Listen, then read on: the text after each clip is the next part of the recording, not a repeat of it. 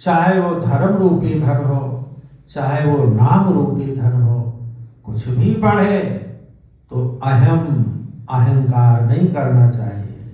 भगवान किसी का अहंकार रहने नहीं देते। और खास तौर पर जो भगवान का हो गया, जो भगवान का हो गया, वह भगवान तो जानते हैं कि अभिमान ही पतन का कारण है। तो जो भगवान का हो गया, फिर भगवान सोचते हैं कि भैया इसके अंदर अभिमान ना आने दो। क्यों? क्योंकि गीता में भगवान ने कहा न मे भक्ता प्रणश्यति, मेरे भक्त का कभी पतन होता ही नहीं, ना मैं होने देता हूं। तो अगर कोई उनका भक्त बन गया और उसके अंदर अहंकार आ गया तो भगवान कैसे रहने देंगे? क्योंकि वो पतन तो होने नहीं देना चाहते। हाँ, और आप देखो नारद जी को थोड़ा सा अहंकार हुआ, भगवान ने विचार किया, उर अंकुर्यौ गर्भ बहु भारी, बेगी सुमय डारी हो उखारी। उर अंकुर्यौ गर्भ बहु भारी, गर्भ रूपी वृक्ष अभी नारद जी के अंदर अंकुरित हुआ है। कितना गजब का विज्ञान है। अंकुरित हुआ है। कोई पौधा जैसे पीपल, जैसे बरगद, कितना विशाल वृक्ष है, लेकिन ये जैसे ही अंकुरित हो, महीने 2 महीने का हो, उसी समय उखाड़ने में, उखाड़ कर फेंक देने में कोई परिश्रम है?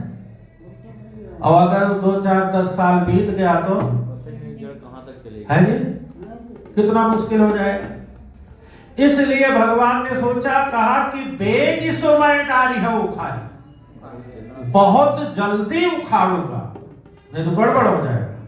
और इतना जल्दी किया कि अभी अभी नारद जी भगवान से मिलकर लौटे थे और अभी अभी तुरंत नगर बस गया, तुरंत उखाड़। हनुमान जी जब प्रथम बार लंका गए, सीता जी की खोज में पता लगाए और क्या क्या किया आप सब जानते हो। लंका जला दिया, नाना बलवानों को मार दिया। हनुमान जी भी जब वापस आए तो भगवान ने इतना देर नहीं लगाया, पहले तो बड़ाई की और बड़ाई करते करते बड़े प्यार से पास में बिठा लिया और सीधा पहला प्रश्न ही किया और कुछ नहीं। क्या? रावण पालित लंका, क्या विधि है दुर्ग अति बंका। हनुमान जरा बताओ तो सही, अरे जगत प्रसिद्ध योद्धा, त्रिलोक विजयी योद्धा रावण से सुरक्षित लंका को तुमने कैसे जलाई? तुमने कैसे जलाई? तो हनुमान जी तो विद्या निधि है, विद्वान ने विद्या निधि, वो विद्वान उन्हीं की विद्या देने से ही विद्वान बनते हैं। अष्ट सिद्धि नव निधि के दाता देने वाले हैं। तो जिनके पास भंडार होगा वही तो दे पाएगा। हनुमान जी ने कहा, प्रभु नाथ न कछु मोर प्रभुताई। तो आप जानते हो सारा प्रसंग। इसी तरह देखो अंगद जी गए, अंगद जी लंका में गए तो अंगद जी ने भी अभूतपूर्व काम किया, आश्चर्य कर दिया। क्यों? दुह भुज दंड पटक महिडाई। अंगद जी क्रोधित होकर दोनों हाथ जब पृथ्वी पर पटका तो पृथ्वी हिल गई और ऐसी हिली कि सारे सभासद गिर गए। रावण स्वयं गिरते गिरते बचा, उसके 10 मुकुट नीचे आ गए। तो 2, 4, 6 तो उसने 20 हाथों से संभाल कर फिर लगा लिया। 4 अंगद जी ने उठाया और रामादल में है। अच्छा सोचो, भुजा पटक कर पृथ्वी हिला देना। रावण ऐसा जगत प्रसिद्ध योद्धा, बड़े बड़े वीर उसके सभा में, और वह सब गिर गए। कितनी बड़ी बात है। फिर सभा में पैर अड़ा देना, जिसको कोई नहीं उठा पाया, कितना बड़ा काम करके आए। अब इतना बड़ा बड़ा काम करके आए तो देखो राम जी ने अंगद जी को पास बुलाया, बड़े प्यार से बैठाया और बोले बिहसी कृपाल खरारी। देखो यहां नाम दिया खरारी, नाम दिया कृपाल। अंगद जी के ऊपर कृपा करने के लिए हंसकर बोले, क्या बोले? बोले बाल तनय कौतुक अति मोही। हे बाली के पुत्र, मुझे बड़ा कौतूहल हो रहा है, बड़ा आश्चर्य हो रहा है। क्या? लेकिन तात सत्य कहूं, पूछो तो ही। हे तात, इसी से मैं तुमसे पूछता हूं, सच कहना। क्या? सच कहना। पूछना क्या चाहते हैं? बोले रावण जात धान कुल टीका। रावण क्या है? बोले रावण राक्षसों के कुल का तिलक है। तिलक का मतलब तिलक सबसे ऊंचा। और भुज बल अतुल जासु जगली का, जिसके अतुलनीय बाहुबल का जगत भर में धाक है। क्या है? धाक। जिसके भुजा के बल का जगत भर में धाक है। तास मुकुट तुम जारी चलाए।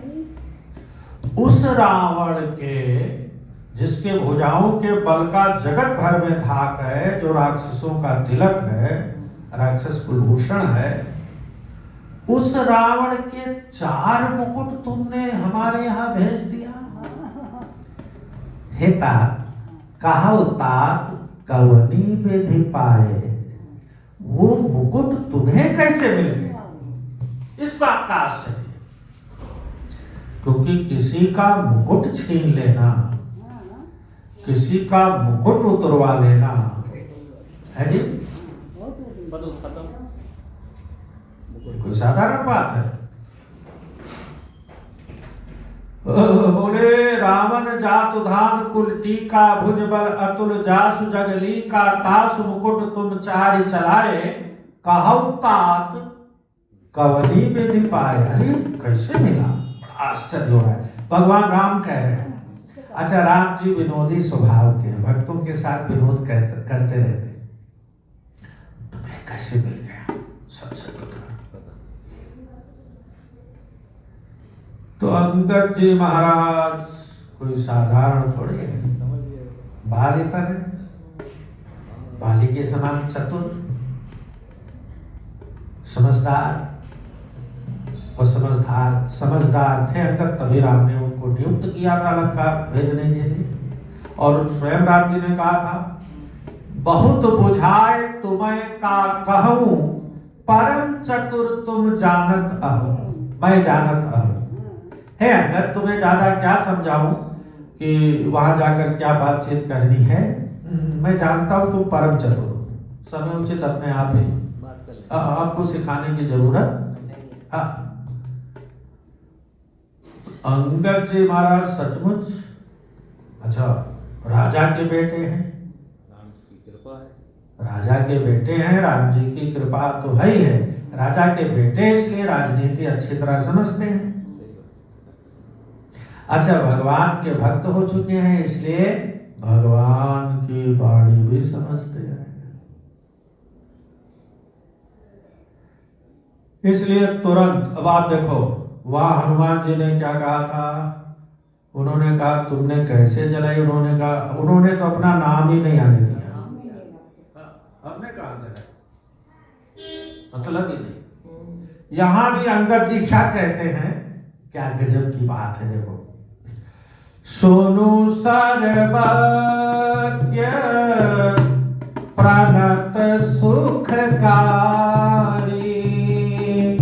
सुनु सर्वज्ञ प्रणत सुखकारी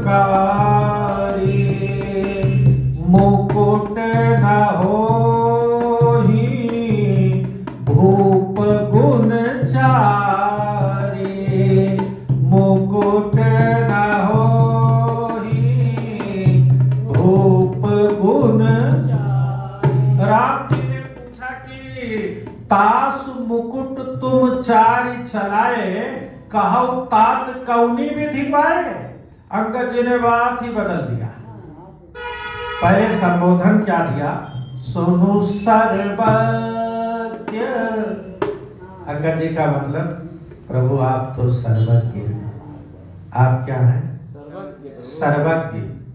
सर्वज्ञ का मतलब सब जगह हैं आप नहीं, सर्वव्यापी सब में हैं। सर्वज्ञ का मतलब कार्य होने से पहले ही सब जान जाते हैं आप। सर्वज्ञ। अच्छा, जो सब जान जाता है वो पूछे, जब इसलिए पहला संबोधन दिया सोनो सर्वज्ञ। सर्वज्ञ सबके मन की जानने वाले, सबके मन की ही नहीं, जितना कुछ अनेक लोगों में होने वाला होता है और हो चुका है, सब जानते हैं, सब देखते हैं, पहले ही जानते हैं। उसे कहते हैं सर्वज्ञ। सोनो सर्वज्ञ, इसका मतलब आप तो सब जानते हैं। अच्छा, प्रणत सुखकारी, और प्रणत सुखकारी का मतलब मीन्स शरण में आए हुए को सुख देने वाले। प्रणत सुखकारी। हे राम जी, प्रणत सुखकारी सब। दूसरा संबोधन प्रणत सुखकारी, शरण में आए हुए को सुख देने वाले। क्या देने वाले? सुख देने वाले।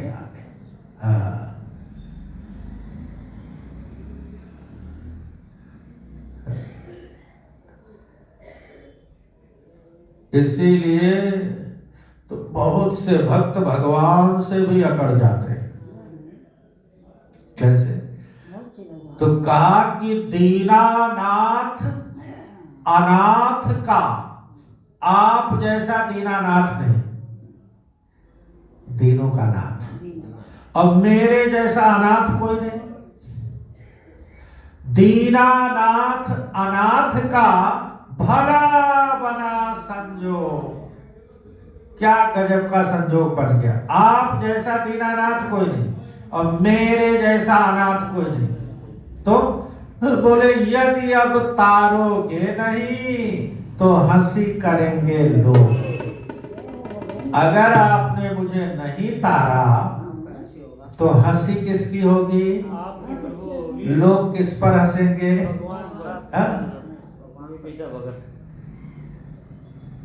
अधीन उधारे न जाएंगे।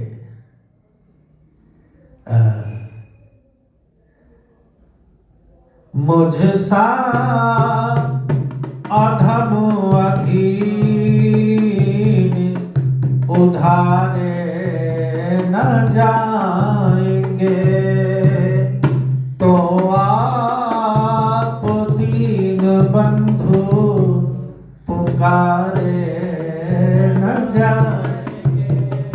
पृथ्वी का भार आपने 100 बार उतारा। एक बार नहीं, जब जब पृथ्वी पर पृथ्वी का भार आपने 100 बार उतारा। क्या मेरे पाप भार उतारे न जाएंगे? क्या मेरे पाप भार उतारे न जाएंगे? तो आप दीन बंधु पुकारे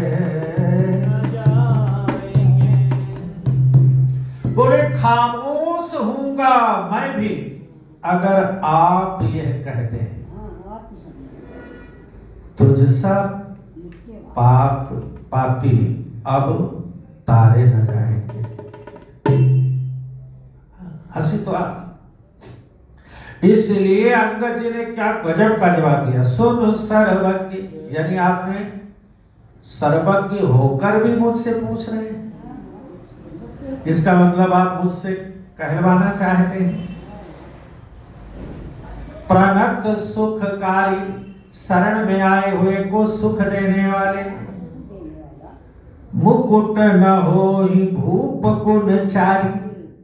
बोले प्रभु आप तो मुकुट की बात कर रहे हैं, लेकिन मैं तो समझता हूँ मुकुट है ही नहीं। अगर मुकुट नहीं है तो है क्या? अगर अंगद जी की भाषा में वो मुकुट नहीं है तो है क्या? बोले प्रभु राजाओं के पास 4 गुण होते हैं। राजाओं के पास 4 गुण, कौन कौन से? साम पहला, दाम, दंड और भेद।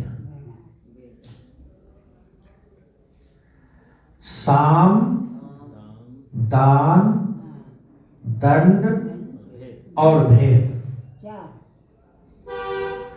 जैसे साम का मतलब ये होता है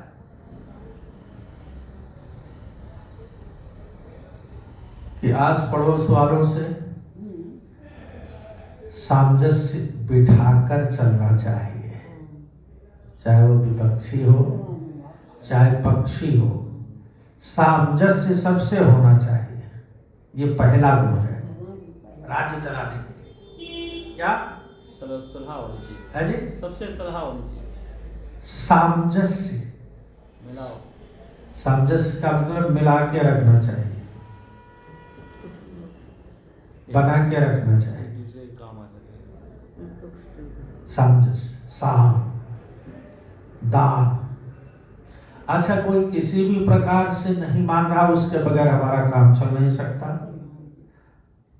और अगर आपको ऐसा लगे कि इसको कुछ दे दिया जाए और ये मान जाए तो वो भी कर लेना चाहिए, हिचकना नहीं चाहिए। बहुत से लोग मानते ही नहीं। अच्छा, उससे भी ना माने तो दंड, जरूरत पड़े तो दंड देना चाहिए। और मान लीजिए कि दंड से भी काम चलने वाला नहीं है तो भेद नीति अपनाना चाहिए। क्या? भेद नीति। तो राजाओं के पास 4 गुण होते हैं।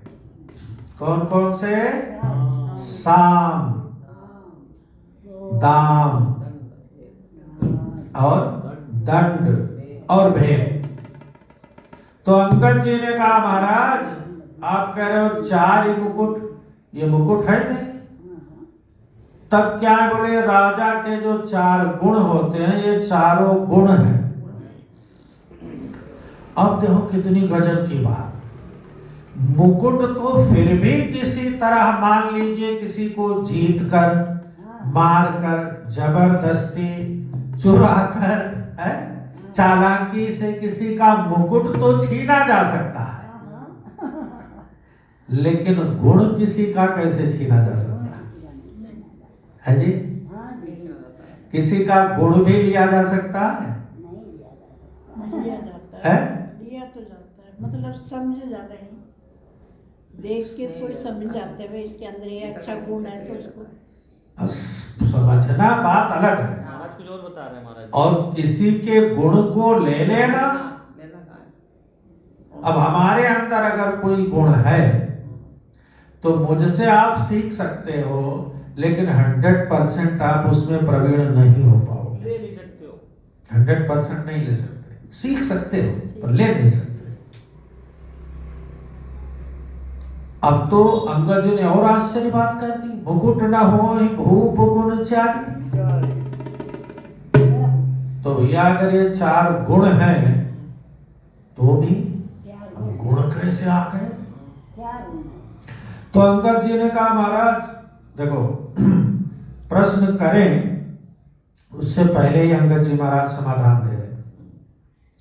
बोले साम दान अरुदंड विभेदा, साम दान अरुदंड विभेदा, नृप उर बसहि नाथ का बेटा, नृप उर बसहि नाथ का।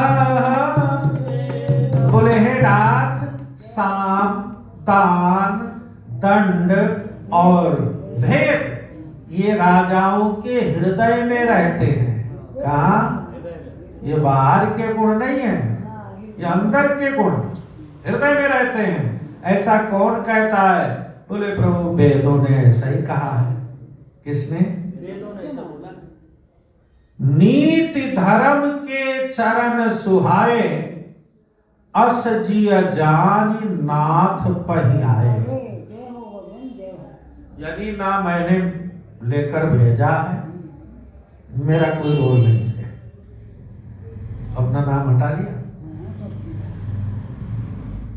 देखो ये साम दान दंड और भेद ये चारों राजा के हृदय में बसते हैं, और ये नीति धर्म के 4 चरण हैं। जैसे धर्म के 4 चरण होते हैं, तो नीति धर्म के 4 चरण है। ये कौन? दान दंड भेद और पहला साम। ये नीति धर्म, राजा को नीतिवान होना चाहिए।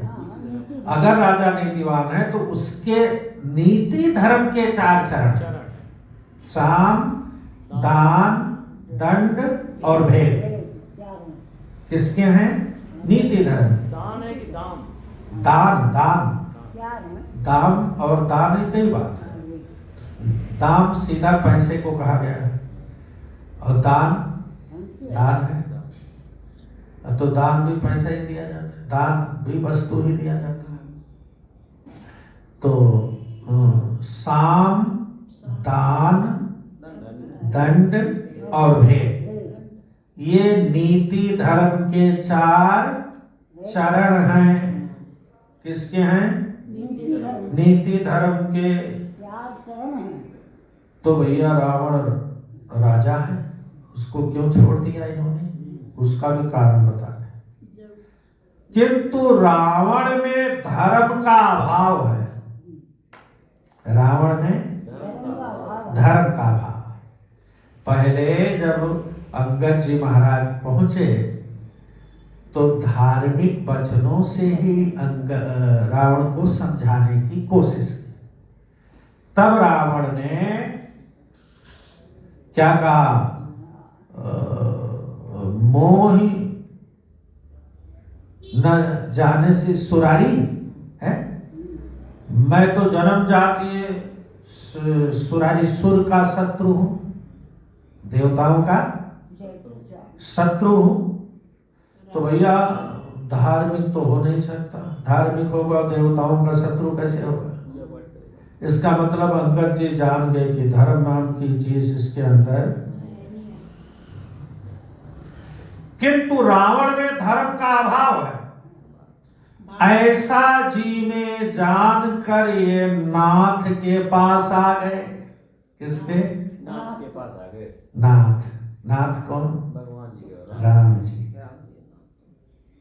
इसका मतलब राम जी के अंदर धर्म है, नहीं तो धर्म नीति ना होती तो खेल में ही समुद्र बांध लिया, आकर लंका का एक शिखर कब्जा भी कर लिया, सुमेर पर्वत। तो फिर दूत भेजने का कोई औचित्य तो था? जीत लेते। और रावण कुछ नहीं कर पाया। समुद्र लांघ कर पुल बनाकर आगे रावण कुछ नहीं कर पाया। आकर सुमेर पर्वत पर अपना डेरा डाल लिया, रावण कुछ नहीं कर पाया। तो फिर तो दूत भेजने का कोई मतलब था?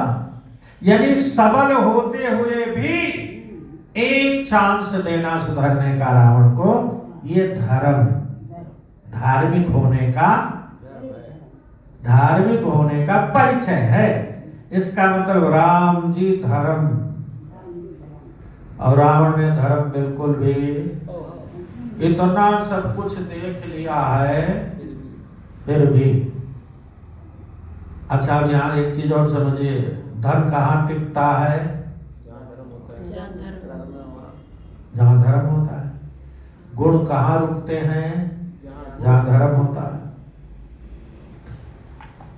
धर्म नहीं है तो धीरे धीरे सब चले जाते, धीरे धीरे सब चले जाते। इसीलिए चतुर, समझदार, विद्वान, विवेकी वही है कि धन बढ़ने पर उसे धर्म के साथ जोड़ दे। और रावण के अंदर धर्म रहा नहीं तो गुण तो वहीं रहेंगे जहां धर्म होगा। तो उसके पास धर्म रहा नहीं, उसे छोड़ दिया, और जहां धर्म है वहां पहुंच गए। जिसमें मेरा क्या रोल है?